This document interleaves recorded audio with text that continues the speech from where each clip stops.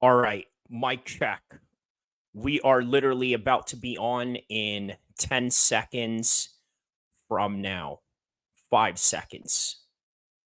Four, three, two, and one. Let us begin. So, welcome to this live stream that I am about to do, reacting to not only John Fury's furious headbutt against a civilian, and what are some of the implications behind it? What is the authority figure of that particular jurisdiction going to do about it or not do about it?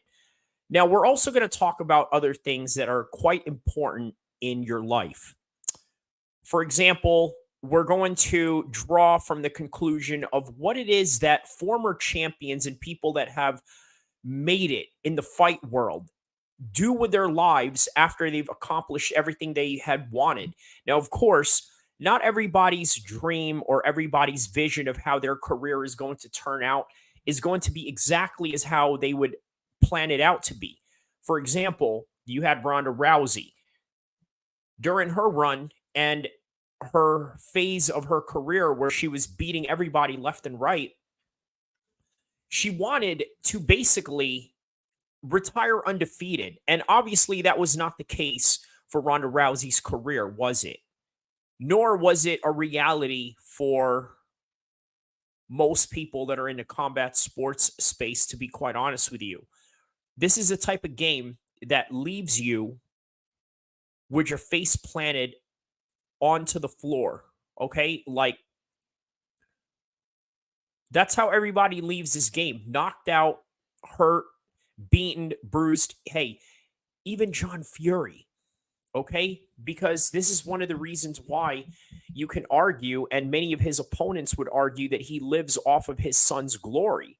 And again, this isn't one of those things that he likes to hear. In fact, he would probably try to fight me hearing this. And as innocent as this sounds, as objective as I'm trying to make it out to be, he's just not having that. Because when you come from an honor culture, when you come from a warrior culture, the one thing that is always going to be guaranteed is that you're going to put your hands and your fist on somebody the minute that they say something that you don't agree with, or something that is not in line with whatever it is that you're trying to present to the world. That's how it's always going to be. So we're going to talk about a whole lot of different subjects in the world of combat sports. Okay, for one, George St. Pierre, Joe Calzaghe was one of the most successful people to have retired out of the combat sports realm. Joe Calzaghe was 46-0, never been defeated, but at the same time, to be quite honest with you, in the promotional side of his career, wasn't exactly a Mayweather, a Conor McGregor, or a Prince Nassim type of figure. Now, George St. Pierre, on the other hand, he was more of like the clean cut professional athlete, marketable, Wheaties box type of athlete that did everything right, sort of like Hulk Hogan in his yellow and red days, in the Hulkamania good guy days before he was NWO bad guy Hulk Hogan. Right? That's who George St. Pierre is in a nutshell. We're going to talk about his career and what it is that he does outside of the world of fighting, and how his career went beyond just fighting, and some of the struggles that he had faced along the way, as well as a champion and as somebody that was fighting with the UFC himself. We're also going to talk about Lennox Lewis, Joshua Taylor, two undisputed champions from the UK, although some will argue that Lennox Lewis was never a UK guy. He was more of a Canadian guy, but that's neither here or there. We're going to talk about it, how he ties into all this. Obviously, he was the last undisputed champion in a four-belt era to have held all those belts all at once, and we're going to see that this weekend finally unify with Usyk and Tyson Fury. Tyson Fury and Usyk are fighting for the undisputed championship. Tyson Fury has literally held every single title that was in front of him right? Because he won the WBC belt, but he didn't become an official undisputed champion in terms of holding all those belts at once. Well, this coming weekend, he has an opportunity to do that. As for Usyk, he has an opportunity to become undisputed in a second weight class. Because for those of you that don't know, obviously we know that he was an undisputed champion in the cruiserweight division. We're going to talk about that. We're also going to talk about what happens when fighters go out and vacate their belts. Because John Jones is sort of in that trajectory right now. Tom Aspinall is sort of waiting in the wings. He doesn't really know if he's going to come or if he's going to go. He doesn't really know if he should be fighting Cyril Gahn or if he should sit around and wait for John Jones. And then John Jones is all of a sudden decided that he's now going to fight Stipe. But it's not all of a sudden. This is something that he's always planned on from the very beginning, that he was going to fight this guy. And that was his go-to plan just right before he rides off into the sunset. Now, with Fury, you got to ask yourself, he said that he'll vacate all the belts if he beats Usyk. We're going to talk about that and why he decides he wants to do that. And what is his intention behind that particular plan? Is it just because he felt like he's already accomplished everything that he wanted? That could be a possibility. Is he going to stick around and fight the likes of Hergovic, Zhang, Dubois, all these other top heavyweights? And by the way, how about the fact that Dubois was given Usyk some serious problems, right? Does he want to stick around to deal with something like that? Or does he want to ride off into the sunset just like these gentlemen right here that we are looking at, Joe Calzaghe and George St. Pierre? Does he want to go out like that? There's a possibility. Because after Usyk, who can you really say that Tyson Fury needs to fight in his generation?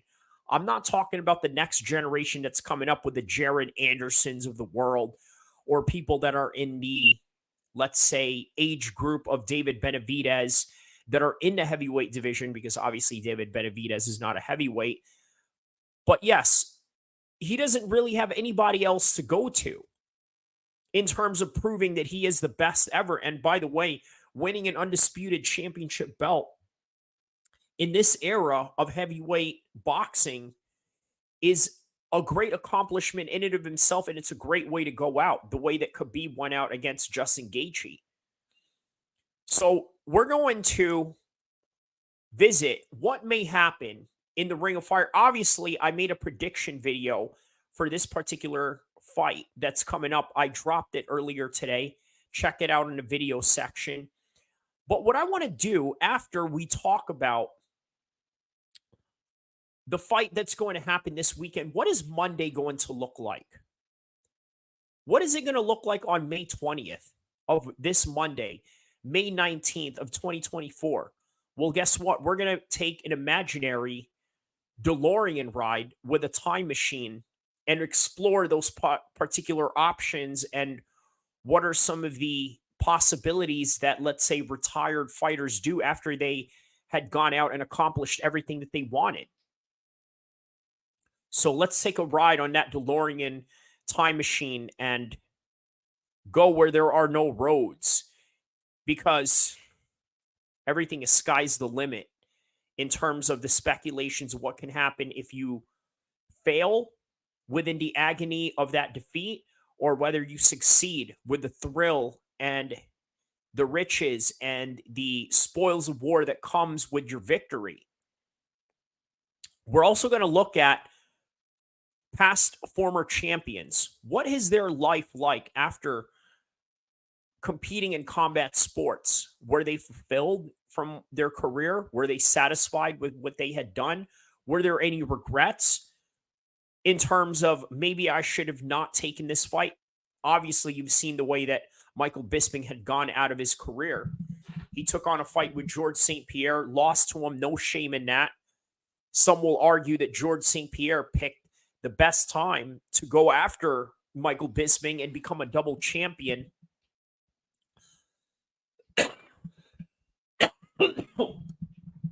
And then just within a week after Michael Bisping lost to George St. Pierre, he jumps on to a China UFC card against Kelvin Gastelum. I remember watching that fight. I literally stayed up until 3 or 4 a.m. in the morning just to watch Michael Bisping get laid out after getting punched, knocked down, and choked out 2 weeks prior in New York, only for him to end his career in China 2 weeks later. We're going to talk about if Michael Bisping has any regrets on that, but we're also going to talk about if Prince Nassim has had his own regrets in his career. And the way that it looks like there is none. He doesn't look like the type of guy that really feels like he has anything to prove to anybody. But nonetheless, we're going to explore more of that particular concept. Taking a look at the life of Michael Bisping after his retirement.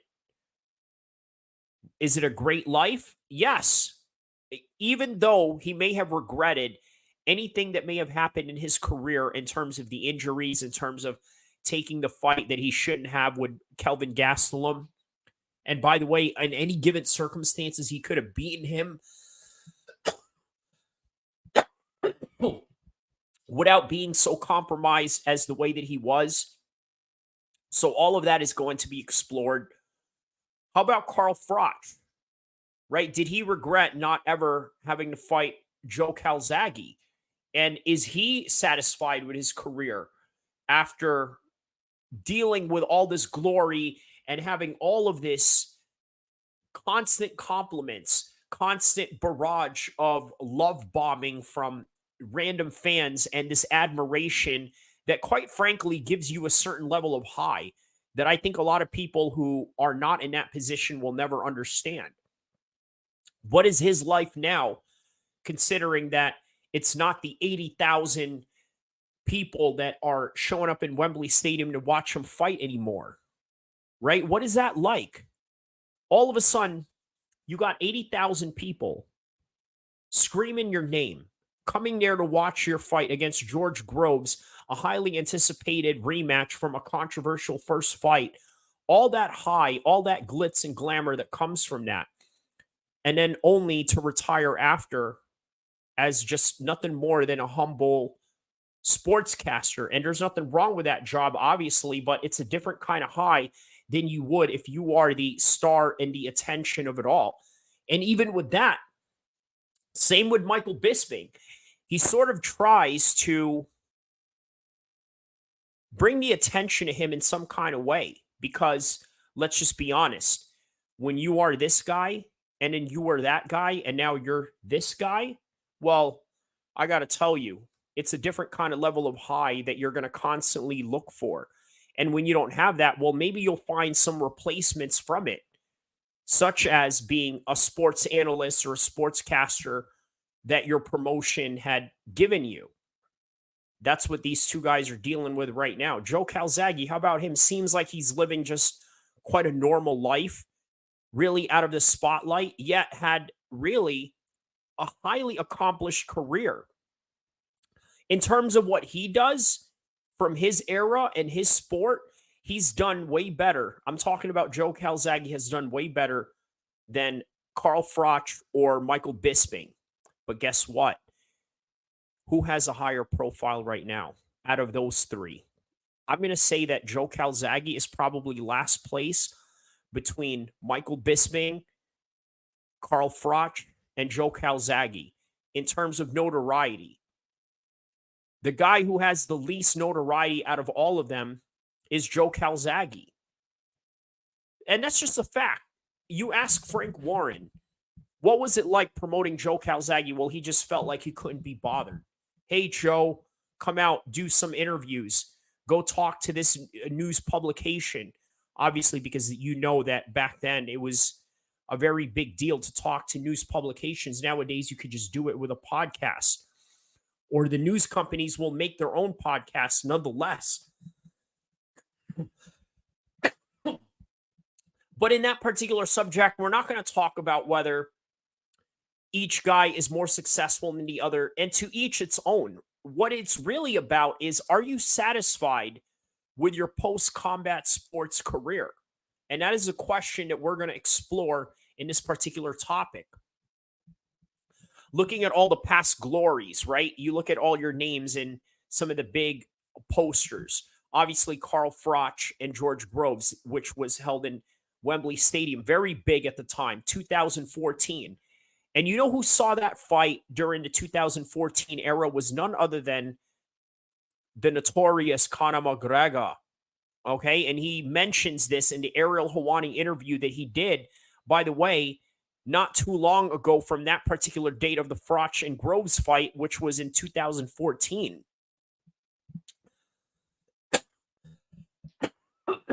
He mentions how that fight inspired him to sort of bring a big crowd to Dublin and whatnot. And only for him, 4 years later, just 4 years deep into the UFC, already accomplishing everything that he ever wanted, only to be in the biggest card in UFC's history, which was Khabib and McGregor. So, what is that life like? Obviously, one of the biggest highs of Michael Bisping's career was a knockout from Luke Rockhold. After this fight, he was sent to Manchester, a very similar Manchester card that we are seeing coming up in UFC 304 in the way that they had, which I believe was, which UFC was that? That might have been UFC 206. What was the UFC that Michael Bisping? Let's look at Michael Bisping's record right here. I believe that was UFC 204, from what I believe. Let us confirm that. Which is a Dan Henderson fight. Was that UFC 204? I believe it was, yes. So he fights in June, knocks out Luke Rockhold after stepping off of a movie set, and then gets to defend his title against Dan Henderson, a guy who had knocked him out brutally. So he went on a revenge tour, only for him to lose twice after that, and then that was the end of his high. And that was his career highlight, and that was that. Obviously, you see how Michael Bisping has dealt with his career. He's dealt with it pretty quite well. Same thing with Tony Bellew. Tony Bellew has reached the pinnacle of cruiserweight boxing. He was one of these early pros that a lot of people didn't really think much of. To everyone's surprise, he sort of honed his craft and made it to having an undisputed championship fight with Alexander Usyk, only for him to lose his WBC belt. But how is he dealing with his career even after leaving in such a devastating fashion?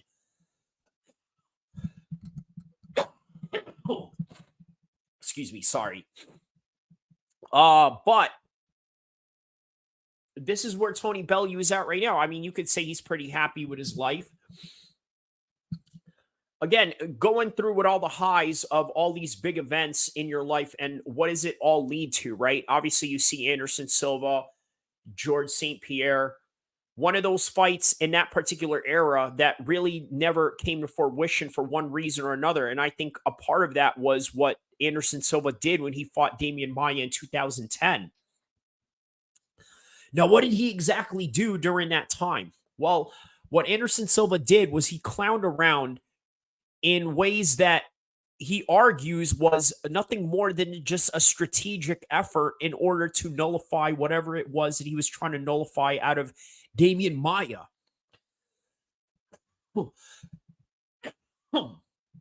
So Dana White was so upset at his performance that he decided to take away the George St. Pierre fight away from him. Lo and behold, they go and fight Chael Sonnen instead, which created a legend out of Chael Sonnen, gave us a lot of memorable nights as a result of that. Obviously, the George St. Pierre and the Jake Shields fight was a big marquee matchup in his career as well. Also in the career of Jake Shields. Obviously, you know now Jake Shields is sort of a big-time coach. Not only that, a big-time activist, causing a lot of controversies online. But that's neither here or there. We're also going to explore about some of the business opportunities that a lot of these athletes have sort of engaged in after their career. George St. Pierre, he is somewhat of a host for Karate Combat, a commentator and expert analysis. And yeah, uh, BKFC, now owned by Conor McGregor. Game Bred, he's got multiple uh, fighting events from bare knuckle MMA to regular boxing to bare knuckle boxing to everything in between. Again, making money off of their business ventures. Obviously, the way that Conor McGregor's career trajectory and Game Bred's career trajectory right now isn't exactly in sort of a winning streak, right? In the way that they went out, the way that Game Bred went out, the way that Conor McGregor went out in his last fight, all of that seems like it can be compensated with just being able to do great outside of the cage, which is exactly what they're doing with all these different business ventures. But also looking at the fact that you got Game Bred Jorge Masvidal, who has the fastest knockout in the UFC. You're never going to be able to top that. Conor McGregor, first time double champion in the UFC ever. You're never going to be able to top that. George St. Pierre, well, he went out on top. So it doesn't really matter what he does outside of his business ventures, but he does engage in it somehow. Obviously, not in the level of Conor McGregor or Game Bred Jorge Masvidal. Nonetheless, still a very successful post-fight career. And even in their post-fight career, Khabib and GSP, they still managed to train, right? Because even though they're not competitive right now, the one thing that they've always loved doing was training. And obviously, George St. Pierre and Khabib, in some capacity, have took on coaching roles in order for them to help the next athletes that are coming up in their gyms. So they're very much in tune with that particular part of MMA. However, are they happy? Are they happy about the situation that they are at? Because once all of that is gone, all the glitz and all the glamour, well, I got to tell you, it's a high that you can't replace from anything else. So how are they going to deal with it? I could tell you, we're going to go all over all of that. I'm literally just going over all the different slides that I have here just so I can kind of give you a glimpse of what I'm going to talk about for the next hour in this particular show. Obviously, it's going to be about John Fury and what he did in the headbutt. Was it justified? Was it not? We're going to give you some objective takes on that matter. But we're also going to talk about other things that are quite dark because let's just be honest. Everything that I'm mentioning so far up until this point were all positive career trajectories of mixed martial arts fighters who have created a big name for themselves, boxers as well, who have made a big name for themselves and having a successful post-fight career due to the fruits of their labor that they had somehow garnered while they were in the game. But the dark side of it, from all of this, leads to this as well, which is what? Diego Sanchez having some of the worst cases of CTE that you've ever seen in your life, on top of the fact that he is now just being exploited by conmen like Joshua Fabia. Gary Goodridge.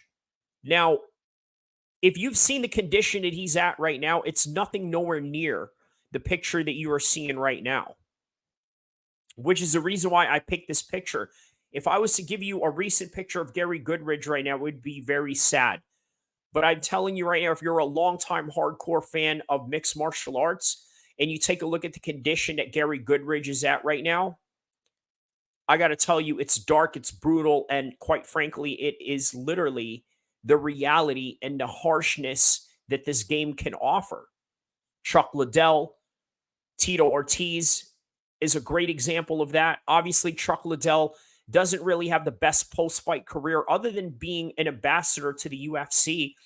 But other than that, you can tell that the guy has serious signs of CTE. Tito Ortiz, not so much. He had quite a good career exiting out of his MMA, out of his last years in his last MMA fights, not counting the fact that he got knocked out by Anderson Silva in the boxing world. And by the way, that's an interesting thing to sort of bring up as well with Anderson Silva. How about the fact that Anderson Silva created a new avenue for himself in his post mixed martial arts career? We're going to talk about that as well. But what I can say about that right now is I honestly think, and I've said this plenty of times before, when it comes to retiring at an older age, I think you could box a whole lot longer than you can do MMA. And this is the reason why you see older MMA fighters go into boxing and, in particular, getting exploited by big boxing names or other influencers. And by the way, that's not exclusive to just former UFC fighters. This is MMA fighters all across the globe, right? You've seen these guys even get exploited in these misfits celebrity boxing matches, being sent in there to fight somebody like Salt Poppy. I've seen this guy who's an influencer boxer by the name of Salt Poppy knock out a few MMA fighters already. Seasoned MMA fighters. This Salt Poppy guy used to be a fat kid. All of a sudden, he starts getting in a whole lot of a better shape, starts knocking out all these guys. And I mean, that's just the reality of it, right? Like now, it's not really unusual to see that an MMA fighter could lose to a boxer influencer of some sort. But Anderson Silva is the quintessential opposite of that. You've seen what he did against Cesar Chavez Jr. Now, a lot of people want to say, well, it's because Cesar Chavez Jr. isn't really disciplined or anything like that. Guys, understand this. Julio Cesar Chavez is a former world champion.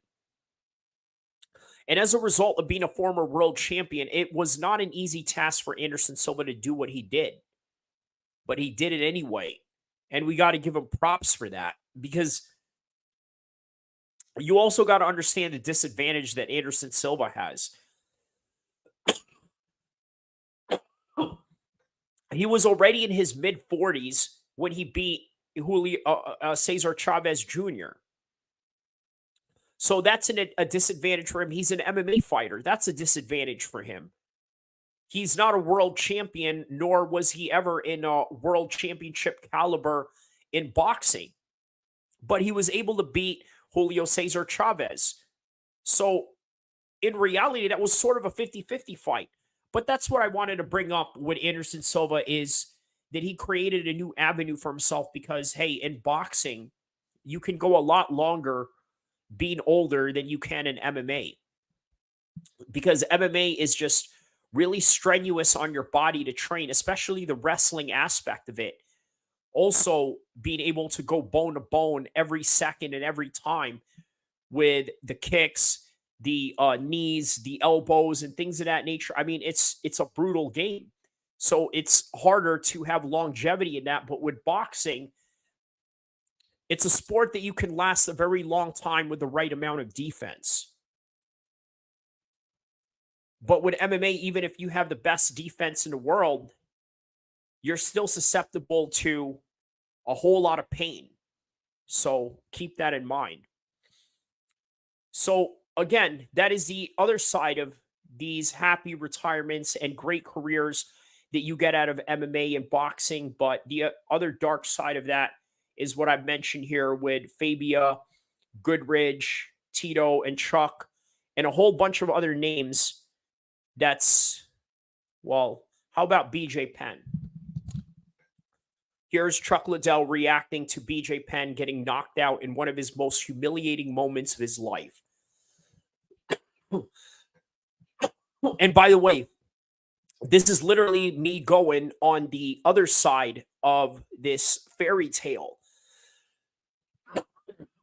This happy ending that we often look for in combat sports. This is the opposite end of it.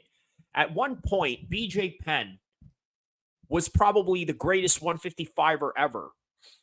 He also went up to fight as high as heavyweight against Lyoto Machida. Obviously, he lost, but we love those that try and dare to be great, and he definitely was one of those guys. He definitely dared to be great. But this is one of those aspects of tragedy that is not often talked about in the world of MMA. So, this is the opposite end of all these other names that we had mentioned that have done great things for themselves. Now, obviously, BJ has done great for himself, but understand this, BJ Penn came from a rich family and he inherited a lot of that wealth. So what he made in the UFC, irregardless of what he loses out of it, he's still going to be a wealthy man, if by the very least, somebody that could retire comfortably. However, everything else in his career outside of it, not the most happiest of endings. Here's another thing you got to understand too, that I'm going to mention later on. Okay? This is a long intro because I haven't even gotten to the biggest points of all these matters yet.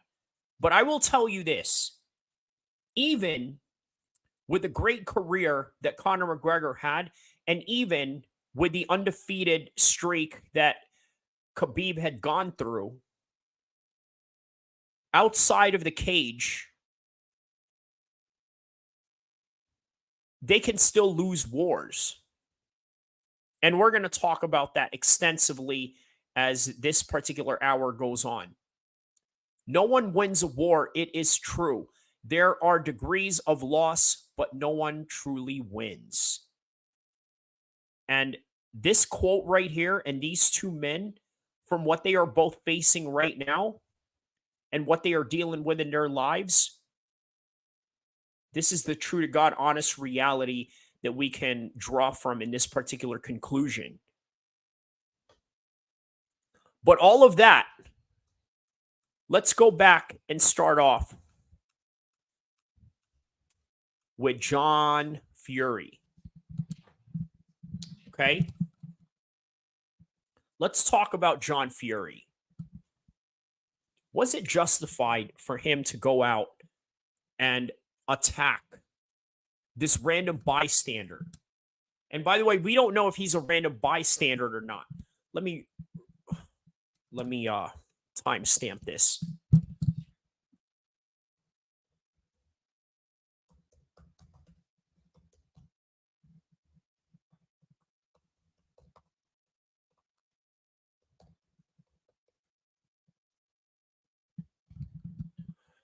So on the 36-minute point of this particular content, we're going to talk about, was it justified for John Fury to attack this gentleman?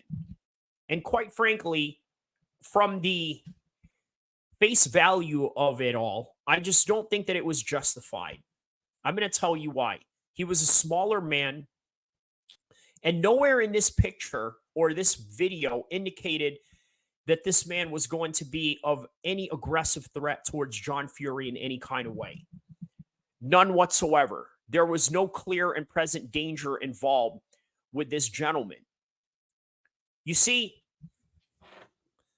from what I understand, and from the looks of things, it may have been a Ukrainian gentleman, and for all we know, he might have been another nationality, but we don't know for certain if he was with Usyk or if he wasn't. If he was with Usyk, we can draw it to the conclusion that he was Ukrainian. Now, why is that important? Regardless of what you feel about this war and your opinion on the matter at hand, war is war. And when you come from a war zone, you have better things to worry about than a fight. Now, come in to watch this fight. Is there implications on, let's say, war propaganda of Usyk winning the fight and perhaps maybe using it as a way of, let's say, promoting their war or promoting their agenda or whatever it is that they want to use out of this fight in order for them to fulfill some sort of political narrative? That's a possibility, yes.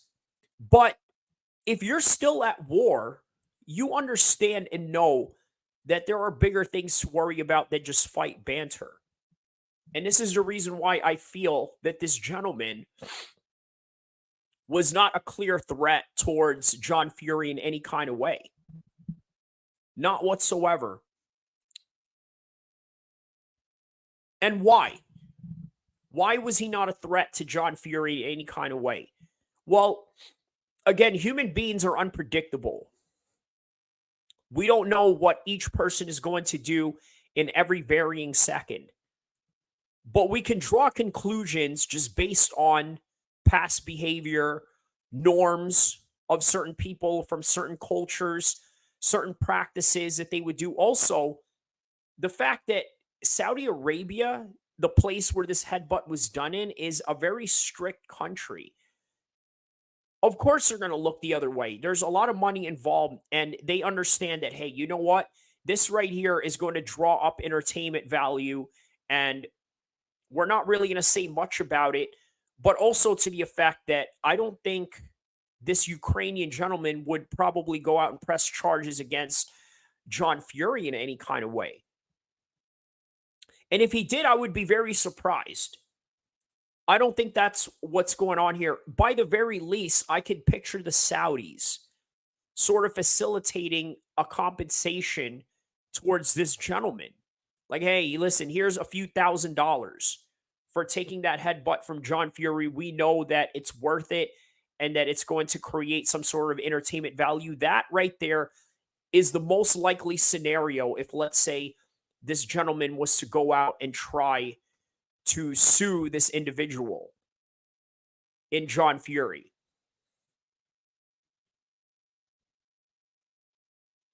So that right there is the reality of this particular subject at hand.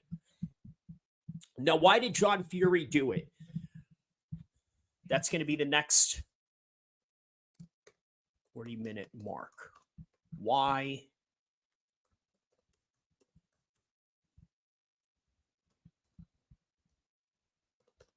John Fury do it? So here on the 40-minute mark, let's talk about why John Fury did it. Oops.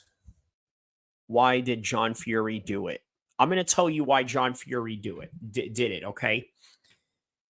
It's part testosterone that's running high, especially with this particular week.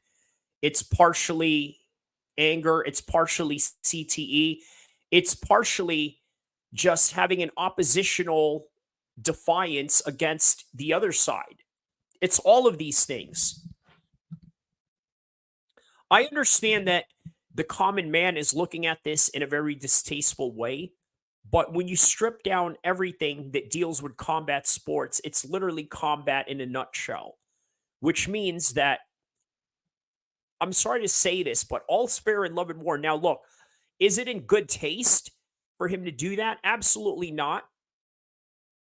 It's never in good taste to do that, especially to an innocent person that doesn't want to fight you. However, is it entertaining? Yes. Is it giving me a content to talk about right now? Yes, it's definitely doing that. But other than that, you have to be real with what is in front of you. I just don't think that John Fury needed to do any of that. Not one bit. But unfortunately, that's the reality that we have. And that's all that we have for this particular subject at hand. So I'm going to play you guys a video that I made earlier today regarding the predictions for this fight with Alexander Usyk and Tyson Fury. Also, we're also going to talk about Barbosa versus Murphy that is happening also this weekend on the same day as Fury versus Usyk. So it's going to be a fun day of combat sports. When we come back, I will talk about the main topic at hand that I wanted to talk about for this particular subject or this particular content, which was what? Let's see here. We've talked about it briefly. I've showed you the slides that I on a second here. Let me show you.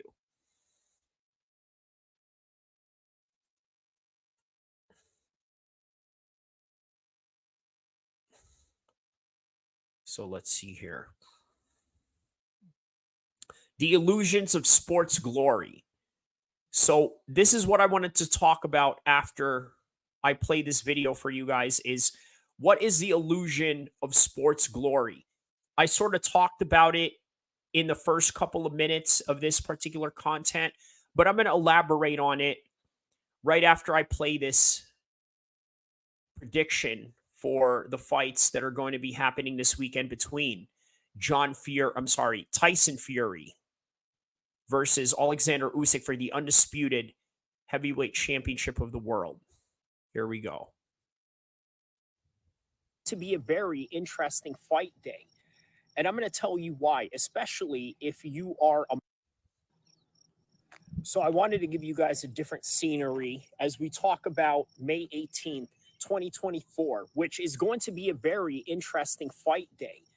And I'm going to tell you why, especially if you are a Manchester sports fan or a Manchester combat sports fan. In particular, Tyson Fury and Lerone Murphy are both going to fight on May 18, 2024. And we're going to talk about it while looking at this beautiful scenery behind you in ways that other mixed martial arts channels may not really explore that particular idea, but why not? So let's talk MMA as we take a look at the beautiful landscape around us, okay? Matter of fact, let's just walk around and talk about it while we go on.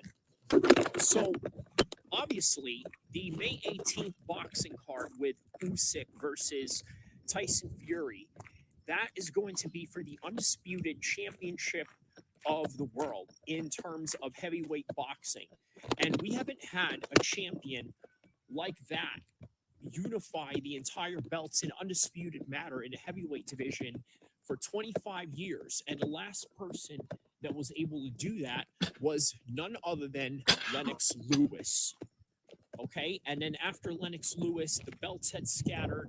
The Klitschko brothers had sort of shared their own particular championship when it came to the heavyweight division, meaning that one guy had the WBA, the IBF, the other guy had the WBA, the WBC. Well, in this particular instance, now you get to unify all that. Obviously, Tyson is considered the lineal champion, but now he has the WBC belt, a belt that he's never worn before. But Usyk has the belts that Fury once held. All those four major belts, including the IBO that Anthony Joshua won independently outside of the normal spectrums of, let's say, governing sanctions in boxing. But either way, the other side of that is obviously a UFC fight night card with Lerone Murphy taking on the legendary Edson Barbosa. That's a great matchup considering that Lerone Murphy is a young up-and-comer and, by the way, has a great story. The guy has been shot, and had bullet wounds in his face like he was 50 Cent, and has this real awesome gangster persona that I think he could use and market himself with the right circumstances given his career trajectory. Now, Edson Barbosa, legendary fighter, has had a spinning heel kick knockout reel on top of leg kicking the hell out of people out of fights, right? Making them quit just based on the rapid leg kicks that he throws, right? An absolute Muay Thai specialist. But Lerone Murphy is somebody that is gaining a whole lot more of a well-rounded skill set. You see, he's coming from a generation that literally learned mixed martial arts, everything all together, rather than learning it in an individual compository sport or maybe just specializing in one thing and perhaps maybe neglecting other certain instances of skill deficiencies that they have to close a gap in. But LaRon Murphy has perfected only mixed martial arts. And that right there is an art all of by himself, really. It's just an art by itself. It really is an art by itself. Because the certain habits that you have for boxing is not the same that you can apply for MMA. The certain habits that you have for wrestling, constantly being in a low stance at all times, it is not conducive to MMA, especially if, let's say, somebody is planning on head kicking you or throwing a knee or perhaps maybe hitting you with a shot that is, let's say, a front kick of some sort or anything like that. Or maybe just a long jab that can hit you from a far range. So it's not applicable to do what you do in wrestling that you would do in MMA.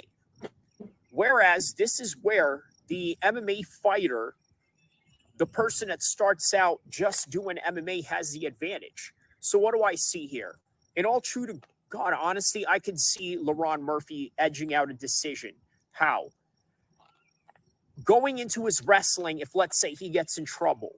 Now, here's the thing. Edson Barboza, not really the best wrestler in the world. We've seen him get out-grappled by Khabib. We've seen him get out-grappled by Bryce Mitchell. Not bad names to get out-grappled by, but let's just be honest. Edson Barboza is not a grappling guy, at least not in the highest order. Now, this is also to say that he can still challenge LaRon Murphy on the wrestling side. But what I'm saying is that I think he is just way more well-rounded than, let's say, Edson Barboza, who I believe is well-rounded, but not in a three-dimensional way, more like a two-dimensional way. And let me explain, right? So he has enough skills to grapple, but his absolute specialty is Muay Thai. Whereas with LaRon Murphy, he's got great knockout power. He has great stand-up, very good stand-up, to be quite honest with you, and also an evolving grappling game. So as a result, he's going to challenge him in every department. Whereas there are certain departments that Edson Barboza could fail in, especially in the clinch exchanges. I can see LaRon Murphy edging out a decision in this one. Now, back to Tyson Fury and Alexander Usyk. In all true to God honesty, I see Tyson Fury winning this. Why? You got to understand that even though Usyk has certain attributes that are higher than Tyson, all of that will be null and voided once Tyson uses his height, his reach, and his power in order to do what he wants with Usyk. I'm going to go with a decision or a late stoppage, similar to what you just saw last night with Kambosos and Lomachenko. The way that fight was going, it looked like Lomachenko was just going to edge out a decision. Lo and behold, out of nowhere, in the 11th round, he gets a stoppage. This is the same way that I see with Tyson Fury in order for him to win the undisputed championship of the world, which I think he will. He's going to be way too much for Usyk, and he's in the best shape of his life right now. So this is one thing that you're going to expect out of him. He's going to be dodging in and out, not only that, darting from one side of the ring to the other, and he's going to use his reach, his height, and his power to win. So that's the official decision with that. Don't forget to like and subscribe.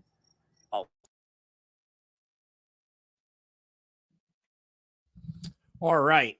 So now we have reached the 52-minute mark of this particular video, and we're going to talk about the illusions of sports glory. Now, I thought this is a very important subject to talk about, considering that after this weekend, there have been many speculations of Tyson Fury perhaps maybe vacating his undisputed championship belt. Because let's be honest, after you win an undisputed championship belt in boxing, what else is left? Is there anything else left? Yes, there's going to be a lot left. There's going to be a lot of people that are going to tell you, hey, you need to go fight this guy. You need to fight this guy. and you need to fight this guy. Even with Josh Taylor, when he won the Undisputed Championship, well, he got into a very difficult matchup with Jack Cattrall, and the rematch demand of that was very high due to the performance of Jack Cattrall, only for Josh Taylor to be stripped of his Undisputed Championship belts, which a few of them were stripped from him due to not answering to certain mandatories by other sanctioning bodies. But again, what does it really matter at this point, right? This is a clear example of how sports glory is nothing more than an illusion. So here's the thing about Joe Calzaghe and George St. Pierre. Both of these guys are the clear example of what you want out of your boxing or MMA career. You either want to be like George St. Pierre, who, in my opinion, was like the Lennox Lewis of MMA in terms of losing to the guys that he had previously lost to, only to avenge that loss and retire on top, which is exactly what George St. Pierre and Lennox Lewis did. Or you can take the Floyd Mayweather or the Joe Calzaghe route. There is a bit of a slight difference between Joe Calzaghe and Mayweather. Joe Calzaghe was not the best promoter. And from what I've said earlier in the content, as I had mentioned in the intro to this particular topic at hand of being that the illusions of sports, the sports glory is nothing more than an illusion. I had mentioned that Joe Calzaghe just couldn't be bothered with promotions. When Frank Warren asked him to do certain interviews with certain TV stations or certain publications of newspapers and whatnot, he wasn't down for it. He didn't want to do it. He didn't want anything to do with it. And he felt that it was a burden. Now, you ask somebody like Conor McGregor to get up in front of the camera. You ask somebody like Anthony Joshua. You ask somebody like George St. Pierre, even though he wasn't really the most charismatic guy out there in terms of this Conor McGregor appeal. He went out and did what he was told. Okay, he went out and did what he needed to do in terms of promoting whatever he needed to promote. Obviously, not the biggest trash talker there was, but he did what he needed to do in order for him to promote himself, his business, his brand, and his upcoming fights. When both of these guys retired, Joe Calzaghe and George St. Pierre, I honestly think they had a real good transition in their post-fight career. For one, both of these men don't have an unhealthy ego. They don't have an unhealthy ego. This is something very important to understand, okay? Both of their retirements were fulfilled, not just because of the fact that they were retiring on top, but also due to the fact that they were fulfilled with other things they were doing outside of their life. Now, with Joe Calzaghe, we don't really know much about what that is, other than the fact that we just know he's chilling, hanging out in his retirement, and nothing more, nothing less when it comes to that. Not really doing anything extravagant, not really out there buying skyscrapers or buying football teams or anything like that. But nonetheless, really enjoyed his money from his boxing career. Same thing with George St. Pierre. George St. Pierre said something that I thought was really compelling, that I think you really need to understand in terms of what motivated me to make this particular segment in this particular content, in terms of the illusions of sports glory. He said that being the best in the world is an illusion. I need you to understand this. This is what motivated me to make this particular content in this particular setting after the John Fury reaction. He said, there is nobody that is the best in the world. It is an illusion. Why did George St. Pierre say that? Well, he said that I'm only the best because I was the best at the time of when I had showed up on a particular event that was set up for me to come and fight in. Other than that, anybody can beat anybody at any given time, and that includes gym fights or gym wars or even street fights to any degree. A lot of people would be surprised to find out that Jimmy Manawa sucker punched Rakic outside of the cage, even though Rakic had knocked out Jimmy Manawa. But that's the reality of a street fight versus a mixed martial arts fight. Jorge Masvidal snuffed and knocked the teeth out of Colby Covington, even if Colby Covington went and beat him in the cage. So again, more examples of illusions of sports glory, especially in the mixed martial arts setting. Lennox Lewis and Josh Taylor. Now, obviously, Josh Taylor is still an undisputed champion, or at least a former undisputed champion. Lennox Lewis has already retired. A lot of people have forgotten about Lennox Lewis. And by the way, I'm going to bring this back to George St. Pierre in a minute. George St. Pierre, I'll just say it right now. He said one time that, man, you know what? I am very nervous in my fights. And then one day I went to a grocery store on the day of my fight. And then I see a random grandma. And then I notice she doesn't even know me, doesn't even know who I am. And then it doesn't matter because there's many people around the world that don't really care about my fights or anything like that, so on and so forth. So what George St. Pierre is basically saying is that a lot of fighters put so much pressure on their backs, they tend to forget that there's a lot of people out there that don't really care. And by the way, Lennox Lewis is a sworn example of that. This man was the last guy to have held the undisputed championship of the world. That is until we're going to see Usyk and Fury this coming weekend.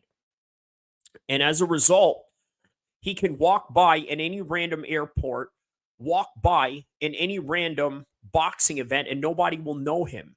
You want to know what's even crazier? How about Evander Holyfield, the guy who was bitten by Mike Tyson in the ear? Even Bill Clinton, at the time of his presidency when that fight was happening, commented on that fight during a press conference in one of his presidential media scrums that he had going on. And he mentioned, oh, yeah, I saw that fight. And this is Holyfield. Holyfield then shows up at some boxing event. I remember this was a boxing event that Nestor Gibbs from the Boxing Voice was sort of doing a live stream in. And he's walking around the arena getting popcorn with his wife, and nobody recognizes him. Nestor Gibbs, the host of Boxing Voice, looked at Evander Holyfield and said, "Hey, champ, nobody really knows, huh? They don't know, champ. They don't know. They just walking by Evander Holyfield like he was just a random person." And this is the guy that beat Mike Tyson.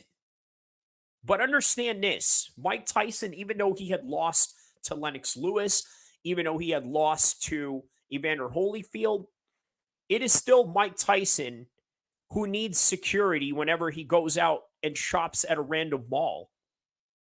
Whereas with Evander Holyfield and Lennox Lewis can't even be recognized within the circumference of their own sport. In other words, they could go to a random boxing event, a sport that they helped build, and nobody would recognize them as a sad result of that.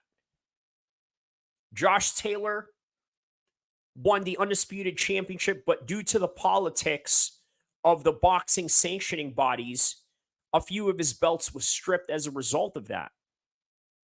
And then you got to ask yourself, what does it really mean to have a title? What does it really mean to hold on to a title? Is it that the UFC just wants John Jones to be a UFC champion right now because it's great for their bottom dollar in terms of presenting to the world, hey, our baddest man in the world is John Jones? Is that a marketing tool when they can just easily strip him of his title due to his inactivity and the fact that he wants to fight somebody that has no business fighting at the top level of the heavyweight division in Stipe Miocic? And he only wants him out of his resume? And then to leave Tom Aspinall hanging, not knowing what is in front of him in terms of whether he's going to be a real champion or just stay interim champion, or will he even defend an interim champion, as weird as that sounds? But again, going back to it all, understand this: sports glory is an illusion. And we're just seeing a few examples of that. We've heard Tyson Fury mention that he wants to vacate all the belts after he finishes with Alexander Usyk this weekend. Once he gets that undisputed championship belt, he says, I want out. I'm going to vacate all of them. Why? In his mind right now, he felt like he's already won all the belts. You see, when he won the WBC belt against Deontay Wilder, which, by the way, even till this day is one of his biggest wins, till this day, that was Tyson Fury's biggest win. But not only was it his biggest win, it was actually the type of win that completed his belt collection. Now, he's not undisputed because he didn't hold it all at the same time. But understand this: Tyson Fury lost his belts due to the fact that he was mentally ill during 2015 and was called an anti-Semite, if you guys can remember that. So again, this is also the other motivation that I had in order to build this particular content that we're doing right now. What is it going to be like once all the glory is done and finished with, and the after party has dusted off, everybody has gone home, and it's on to your next fight, or if there's even going to be a next fight? That's why we're taking this DeLorean time machine to see what we're going to witness in the future. Also, with just examples of past athletes before us. Prince Naseem, I got to be honest with you, I believe he is a man who is completely satisfied with his life and feels he has nothing to prove.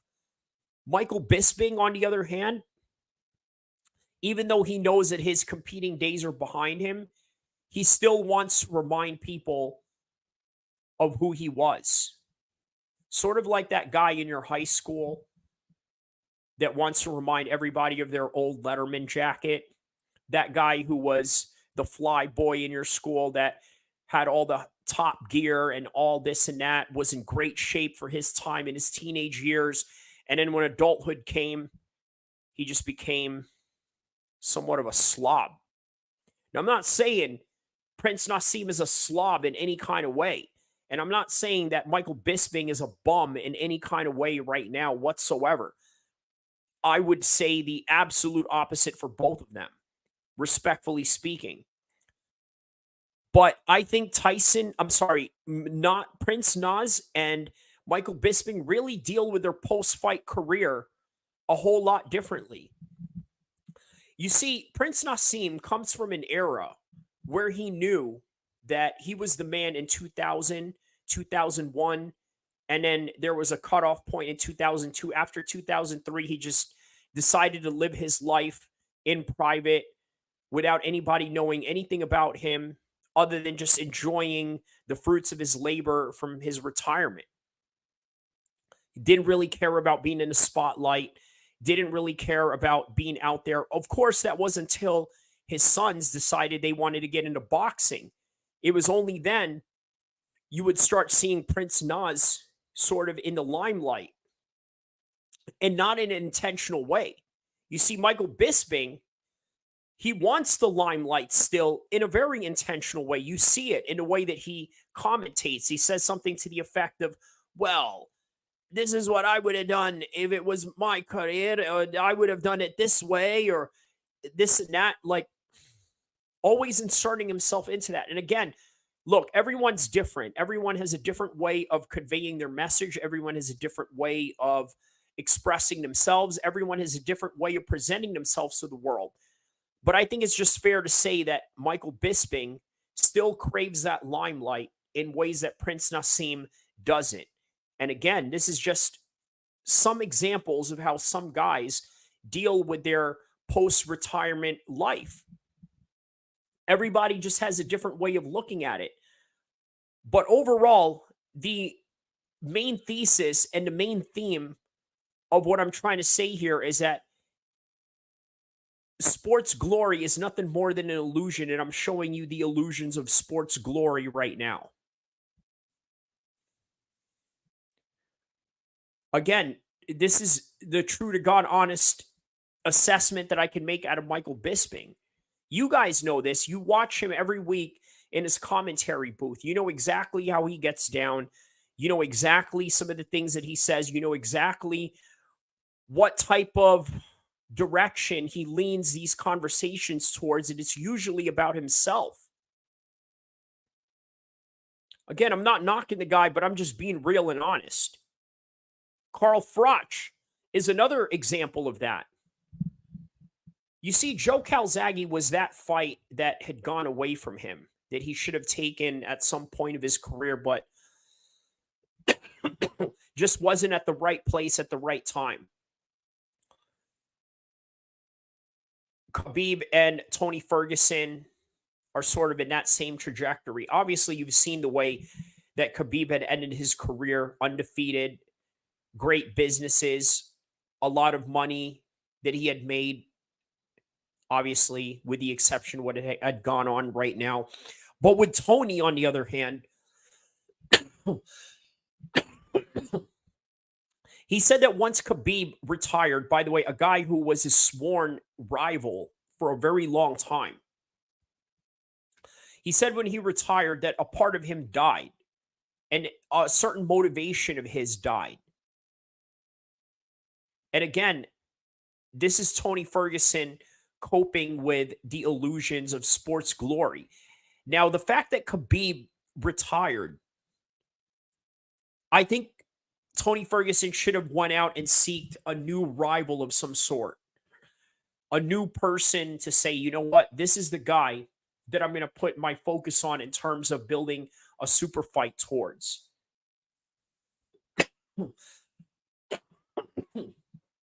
Instead, he waited around too long thinking that Khabib was going to show up or come back, and that's just not the case.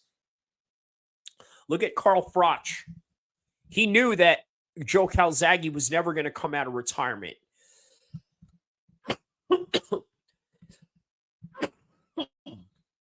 He knew, like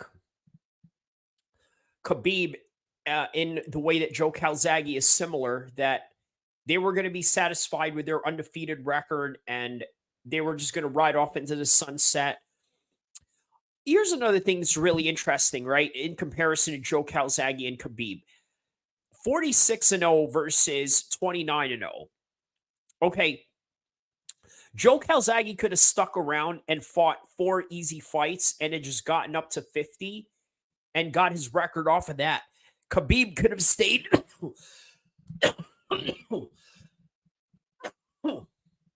He could have stayed for one fight, maybe against Charles Oliveira, and just completed that 30-0, that illustrious number. But again, it didn't matter to any of them. Having a 50-0 or having a 30-0, none of that mattered. These symbolic numbers that people want to get up to. So they were completely satisfied with their career. Now, as for Carl Froch, when he knew that he wasn't going to get the Joe Calzaghe fight, he went out and sought greatness in his own way. Obviously, he faced Andre Ward in the final Super 6 series, if you guys remember. He lost that one, but everybody loses to Andre Ward. But he went on and built an even better career for himself than Andre Ward. Went on to make more money than Andre Ward, even though he was, quite frankly, the inferior boxer out of the two between him and Andre Ward. And Andre Ward, you want to talk about the illusions of sports glory, he understands this concept way better than everybody else. Because, again, after the Kovalev fight, he's like, I'm out. That's it. There's nothing more to prove. He knew his limits. There's no reason of going back. There's no reason of staying. There's no reason of potentially losing when you don't need to, when you've already beaten everybody. But more importantly, when you set a personal goal for yourself. Now, for you as a fan, perhaps maybe it is your goal to see Joe Calzaghe go 50-0. Maybe you, as a Khabib fan, it's your goal to see him go 30-0 and then maybe fight Conor McGregor again and then Charles Oliveira and so on and so forth. Nah, they're satisfied with where they were at because guess what? He passed down the torch to Islam Makhachev and still continued his glory into sports to a certain degree. Again, the illusions of sports glory. All you can do sometimes is just look back at all the past events that you've been a part of as an athlete and you say to yourself, you know what? These were great memories. But at what point do you start realizing that all they are just exactly that? Nothing more than just memories that are going to fade away, even as famous as you can get out of these particular promotions and these particular events that shoot you into the stratosphere of superstardom. Because once you get shot up into that sky, at some point, there is a down point to where people start forgetting about you. Just like what I had mentioned with Evander Holyfield earlier. People couldn't recognize him at a boxing show. Most people can't recognize Lennox Lewis unless you're a hardcore boxing fan.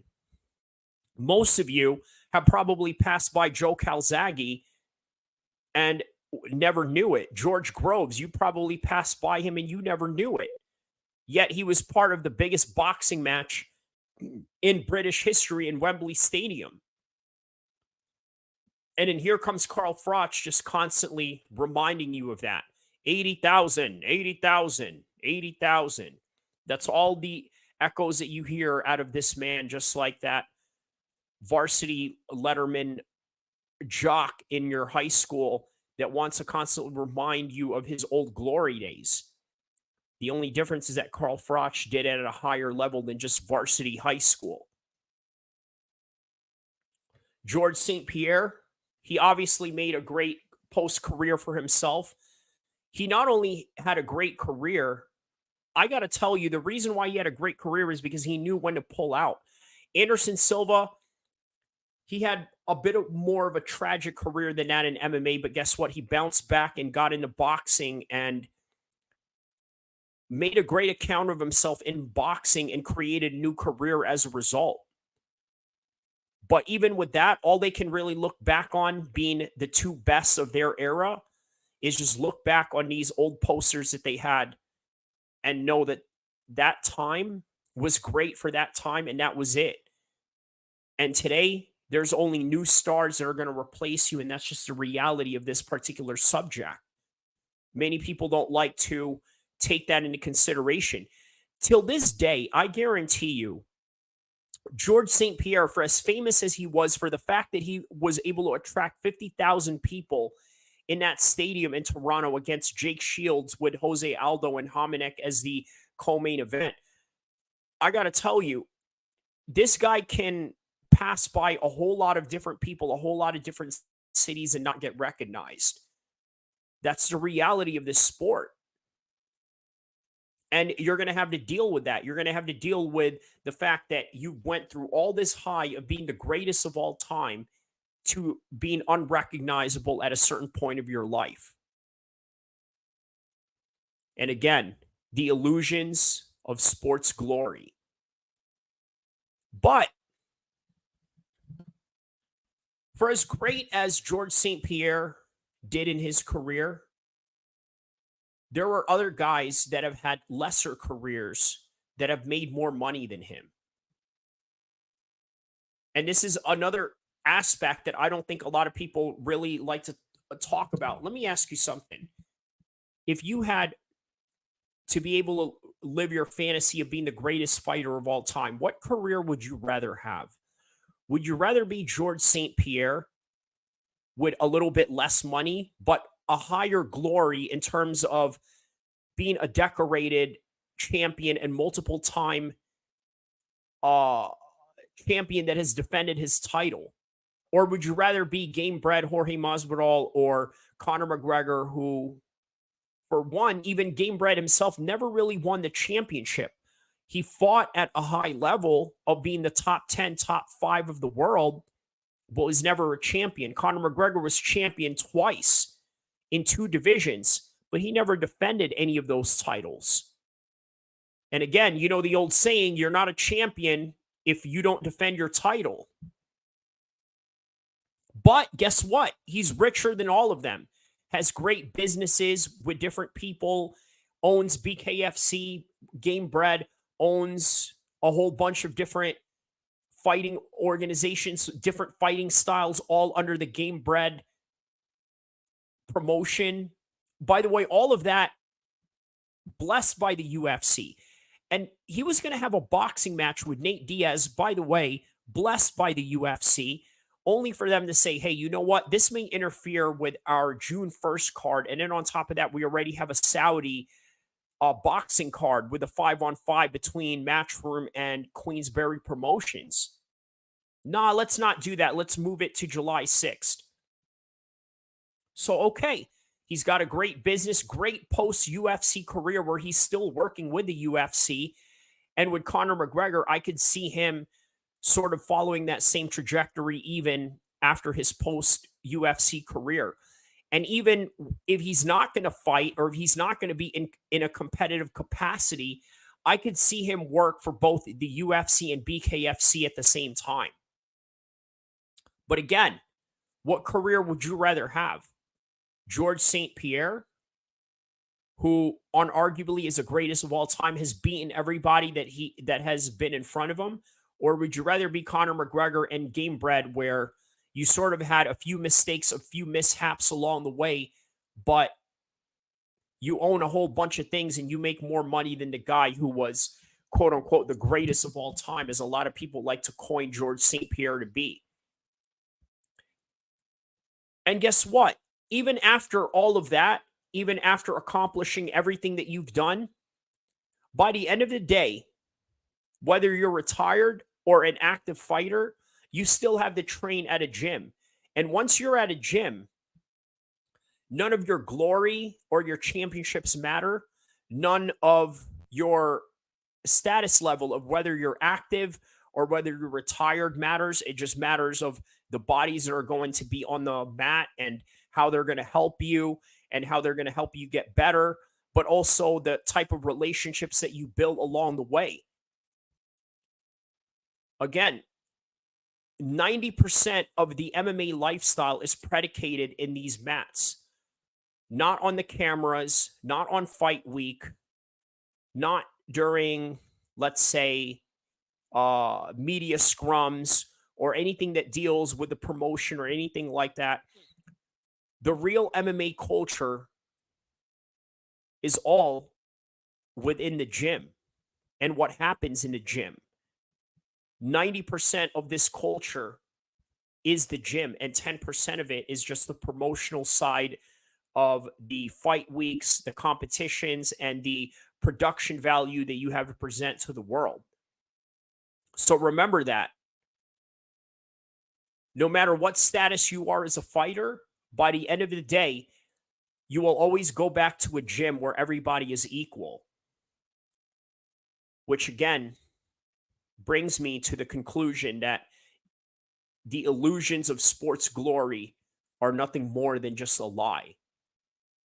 And to all those names that we had just mentioned, they are the positive outcomes of this sport. What about the negative outcomes of people that a lot of people don't really know about, or people that have just forgotten them, even if they were legends for their time, with the likes of Chuck Liddell and Tito Ortiz? You see where they're at now. You see where their life trajectory is at. You look at the exploitations of Diego Sanchez and many other fighters that we don't know about. You look at all the head injuries and all the serious damages that many of these fighters have taken along the way, with the likes of Gary Goodridge and a whole bunch of other names that a lot of people are never going to know, or people that are just going to forget off the top of their head. And again, never to be spoken of again. That's the reality of this sport. and combat sports in general. On top of the tragic ends that a lot of these guys deal with off the cage and many of the situations that you're not going to see on camera.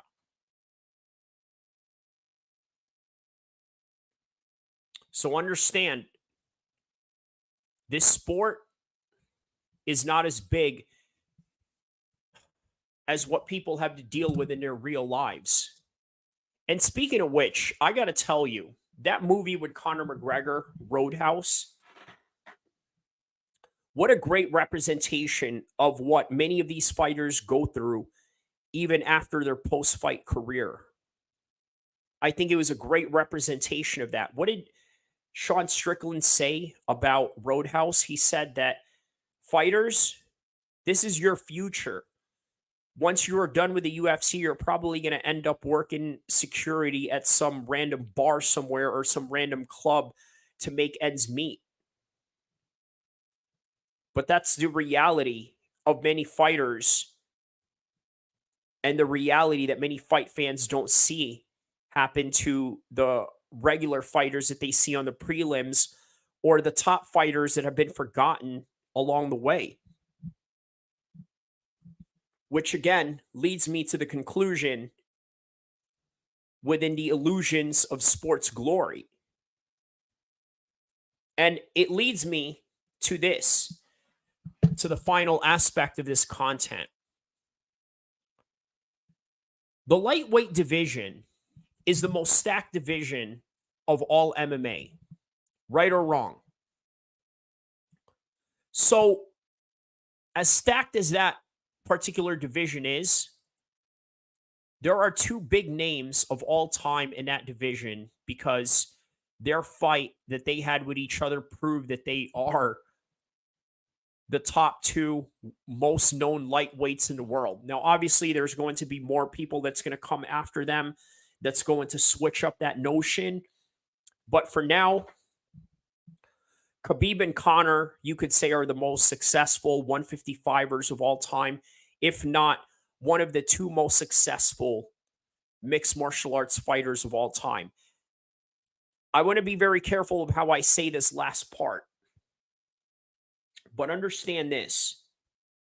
Khabib had a great career. And what's happening to him right now by the Russian government, it is very tragic. And I also believe that it is something that Allah is testing him for, because the more religious you are, the more that Allah is going to test you. It's just a reality that you can read all throughout the Bible, all throughout the Quran, and all throughout the Dead Sea Scrolls, if you could even find them out there. Allah tests the best of all believers. So what he's going through right now, it's not the most winning situation that you can really present to the world. But he did have a winning career. And now here we are as a result of it, even after his winning career. Conor McGregor is the most wealthiest fighter in the history of the UFC. But when you look at all the scandals that he has to go through, all the different hardships in his life that we don't know about behind closed doors, you got to ask yourself this question. Who really wins in a war? And the answer is nobody. Not even the most successful warriors. Not even the ones who have never been defeated like Khabib, and not even the ones who have obtained the most spoils of war that they could obtain in this game, which is Conor McGregor. We all lose something in the end. Even Floyd Mayweather, he's a great example of that. Won every fight that he could in his professional career, but we all know the struggles that he faces outside of his personal life. From the debt that he owes to the UAE government, all the way to, and again, let me be clear, we don't know if that's true, because recently he's came out and told WAC 100 that, hey, I'm in Dubai, I'm doing great, I'm out here collaborating with the Emirati government. Okay, but that's his own statement, and we don't know that. We'll give him the benefit of the doubt. But one thing remains is that we know he's losing on the side of the fact that his daughter almost caught a murder charge or an attempted murder charge for stabbing up the baby mama of NBA YoungBoy, who was allegedly to have had a relationship with Floyd Mayweather's daughter. So again, is that winning? Or is life just a constant test where you have the highest highs and then the lowest lows, and somewhere in between, you have to find a happy median? Because if you expect everything to be high road and just high emotional happiness all the time, man, your come down is going to be even worse due to the expectations that you're not going to get.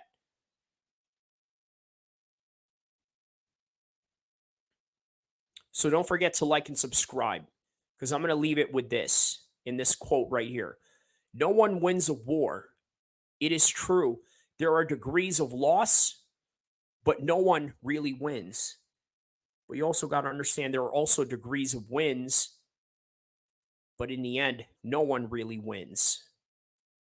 So I hope that you guys learned some sort of life lesson from this, because this is one of the main things that I love about doing these particular contents, is being able to express